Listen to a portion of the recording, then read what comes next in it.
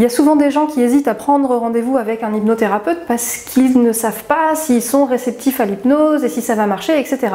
Comme je vous disais dans la première vidéo, l'état hypnotique est un état modifié de conscience. Et il se trouve que l'état de la conscience, votre état habituel, fluctue selon les moments de la journée, selon que vous êtes content ou pas content en gros.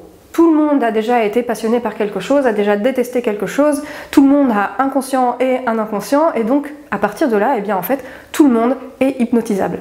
Par contre, tout le monde ne l'est pas de la même manière ni au même rythme, et c'est ça qu'il est important de prendre en compte. Ce qui va fonctionner pour moi ne va pas forcément fonctionner pour vous, et peut-être que si, parce qu'on a des fonctionnements communs. Un hypnothérapeute, quand vous allez le voir pour lui expliquer ce que vous attendez de son accompagnement, eh bien, il va repérer vos fonctionnements, et donc il va trouver la manière qui vous correspond le plus pour changer votre état de conscience. Et s'il se trouve que finalement c'est pas la bonne manière, il y en a plein d'autres. Mais ça veut dire quoi, pas la bonne manière? Parce que figurez-vous que l'hypnose, ça s'apprend. Donc ce n'est pas parce que une méthode ne va pas marcher pour vous tout de suite qu'elle ne va pas marcher tout court. En pratiquant l'hypnose, vous allez créer un pont entre votre inconscient et votre conscient. Un pont, ça se construit. Et il y a des gens qui vont construire ça très vite et d'autres, il va leur falloir un peu plus de temps parce qu'ils ne savent pas trop comment construire ça. Peut-être que vous pouvez construire ce pont très vite, mais comme vous avez peur de le traverser, ben, il va y avoir d'autres choses à faire avant.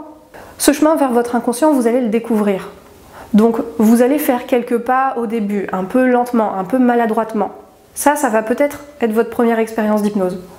Et puis la séance d'après, ou la prochaine fois que vous allez réessayer la méthode que vous avez essayée la première fois, eh bien, vous aurez déjà parcouru un bout de chemin. Donc ça va aller plus vite. Donc vous saurez mieux le faire parce que vous commencerez à prendre cette habitude. Évidemment, entrer dans cet état hypnotique implique de faire confiance à la personne qui vous accompagne. C'est pour ça que l'hypnose, ça demande quand même un certain lâcher-prise. Alors je sais, c'est un grand mot, c'est un mot super à la mode, etc. Parfois on peut avoir peur de perdre le contrôle et je vais revenir là-dessus justement dans une prochaine vidéo parce que c'est quelque chose qui concerne beaucoup de gens.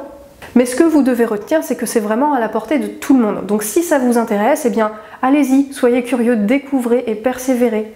Vivez ce truc-là. Ne le considérez pas comme quelque chose à réussir, puisque de toute façon, tout ce que vous ferez dans ce sens-là vous aidera à découvrir ce chemin et donc à rendre celui de votre vie plus plaisant et plus facile. Ça ne veut pas dire qu'il n'y aura plus jamais de difficultés, mais elles seront gérées différemment. Alors je fais un petit intermède globe pour préciser un truc. Il faut s'entendre aussi sur ce qu'on met dans réceptif et dans hypnose. Parce qu'en fait, qu'est-ce que ça veut dire être réceptif à l'hypnose? Eh ben rien. Ça veut rien dire. On peut pas être réceptif à l'hypnose parce que l'hypnose c'est pas un truc qui se reçoit. Tout est déjà à l'intérieur de vous, vous n'avez rien besoin de recevoir. L'hypnose c'est juste un outil qui va vous permettre d'accéder à ça, de révéler ça. L'hypnose c'est un état naturel. Alors évidemment si par état hypnotique vous vous imaginez un voyage intergalactique où vous croisez votre grand-mère, des Indiens et compagnie, si c'est ça, moi j'en ai jamais vécu des états d'hypnose. On peut être dans un état hypnotique sans s'en rendre compte. Une rêverie, c'est un état hypnotique. C'est juste pas identifié comme tel. Et chacun a sa manière de vivre ça. Chacun a sa manière de changer, chacun a sa manière de contacter cette partie de soi qui contient tous les apprentissages qu'elle a fait depuis le début. On est tous capables d'apprendre. Mais on n'a pas tous la même manière d'apprendre et le même rythme d'apprentissage. Et c'est juste cette question-là. Ça me permet aussi d'évoquer quelque chose dont je parlerai peut-être dans une autre vidéo, qui est la profondeur de la transe, de l'état hypnotique. Il n'y a pas besoin d'être dans un état hypnotique super profond pour que ce soit un état hypnotique. Un truc super léger, ça en reste un quand même, et on peut changer avec des transes très légères. Moi, mes transes, elles sont très légères. En plus, il y a plein de manières de faire de l'hypnose. Je vous parlerai peut-être de l'hypnose conversationnelle. Encore une fois, c'est d'autres stratégies de communication que l'hypnose un peu classique ou l'hypnose ericksonienne. On n'a pas l'impression de faire de l'hypnose quand on fait ça. Pourtant, il y a bien des processus inconscients qui évoluent pendant l'hypnose conversationnelle, alors qu'on n'a pas du tout l'impression d'avoir fait de l'hypnose. Il y a parfois des gens qui font des séances et qui se demandent « mais ok, j'ai pas été en hypnose là ». Qu'est-ce qui va vous permettre de le savoir? Et est-ce que c'est vraiment important de le savoir? Je sais que répondre à cette question, c'est souvent une manière de valider l'expérience et de rassurer le mental. Mais tout ce qui est de l'ordre de rassurer le mental, c'est pas nécessaire à un changement, c'est juste de l'habillage. Le changement, il peut très bien se faire sans qu'on comprenne comment il s'est fait. Et je reviens vite fait sur ce besoin de contrôle parce que parfois, quand on est vraiment dans l'hyper-contrôle, ça peut bloquer l'expérience volontaire de l'hypnose. Auquel cas, avant de vivre quoi que ce soit de volontairement hypnotique, c'est peut-être là-dessus qu'il y a besoin de travailler. Mais dire l'hypnose ça marche pas sur moi, Ça n'a pas vraiment de sens en fait. Soyez clair sur ce que vous mettez dans hypnose.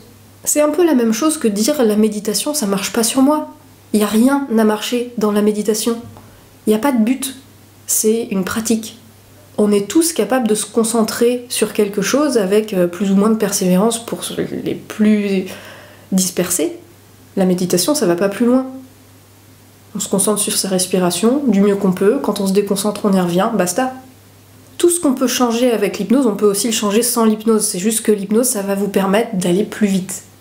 D'aller plus vite à l'essentiel. Donc au lieu que ça prenne des années, éventuellement, ça va mettre quelques mois, quelques semaines ou quelques jours. C'est une manière de moins galérer en fait. Mais tout ce que vous avez à faire, tout ce que vous avez à vivre, vous le vivrez, hypnose ou pas. Vous avez votre hypnose à vous qui est différente de toutes les autres. Il n'y en a pas de pareil. Donc encore une fois, entendez-vous bien sur ce que vous mettez dans hypnose et dans réceptif. Si vous souhaitez découvrir de quelle manière vous êtes hypnotisable, je vous invite à télécharger le pack auto-hypnose juste là et ses supports MP3. Vous y trouverez plusieurs méthodes et des informations plus détaillées avec le guide PDF pour vraiment trouver ce qui vous va le mieux. Merci d'avoir regardé cette vidéo. Si vous avez des questions, posez-les-moi en commentaire et je vous dis à demain pour la suite de ce défi 30 jours d'hypnose.